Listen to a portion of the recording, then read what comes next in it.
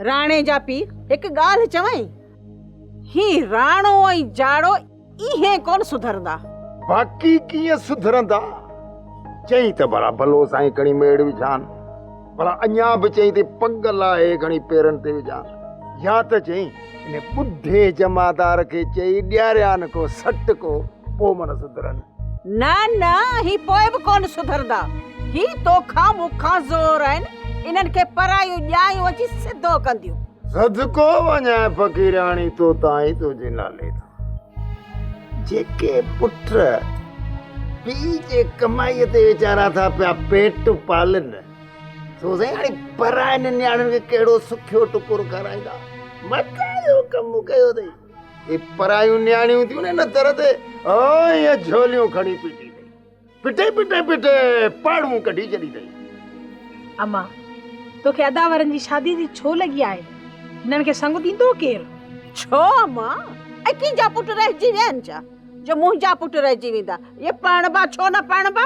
फ़क़ीराणी भला को पीर मुर्शिद बि अथई या बेपीरी? छो बाक़ी बेपीरी आहियां छा? ओ पोइ हिन मुर्शिद जे सदके इन्हनि ॿिन्ही छोकरनि जी शादीअ जी ॻाल्हि मूंसां गॾु न कर। छो ॻाल्हि कीअं न कयां? ऐं जवान न्याणी अलाह जे नाले हीअं ॾेई छॾींदसि छा? हिकिड़ो पुट त पहिणजी अचे मन त होरा खां पोइ को असांखे मानी पचाए त ॾे। गुलाब थी वात मां टेड़ी शर्म कोन पियो अचे। फ़क़ीराणी ॻाल्हि ॿुधायां सची ऐं सफ़ल सफ़। मां पंहिंजे ने छोकरनि जे एवज़ पंहिंजी न्याणीअ खे कोन साड़ी। अबा तूं अबे खे छॾे ॾे, जेको वणेसि चए। हिनजे मरण खां पोइ त असीं पणिजी वेंदासीं न। अरे अब्बा पणिजी त वेंदो पर हयाती ते को भरोसो आहे छा?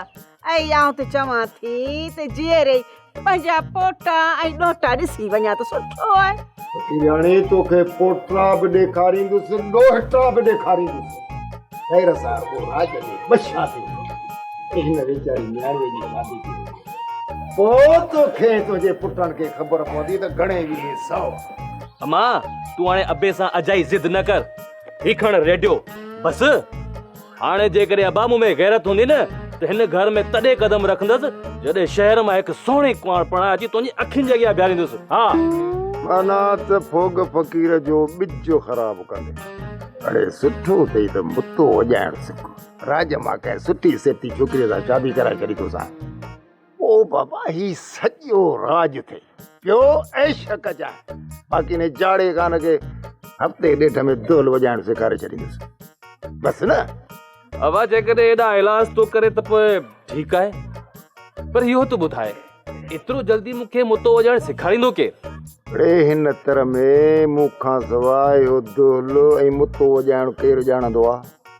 अरे यार थी वियो आहियां पोढ़ो, हे जेको साहु आहे न इहो साथ नथो ॾिए। बसि हाणे रुगो ढोल इन करे वॼाईंदो आहे। भली हाणे मूंखां त हिन ढोल जो बार बि कोन थो बर्दाश्त थिए। जेकॾहिं ॿई बार ढोल ऐं मुतो वॼायो त हिन राज मां ॾेला ॾेला करे करे ॾहूणी घोर गॾु करे छॾींदुसि। ठीकु आहे अबा, अचे शाम जाड़ो त ॾींसि डोंको हथ में, मां बि ॾिसां त कीअं तो इनकार करे। हो ये छोरा को मुर्सीअ जो अखर ॾेखारे था गैरत कयो। अड़े मुंहिंजे मुंहं खां पोइ राज खे त बेली न रोलियो, न त हिन फोग फ़क़ीर जी पकल पोख सफ़ा बेल थी। सब्सक्राइब कयो असांजो official YouTube channel Singh TV HD drama ऐं वधीक अपडेट लाइ बेल आइकन खे क्लिक करियो।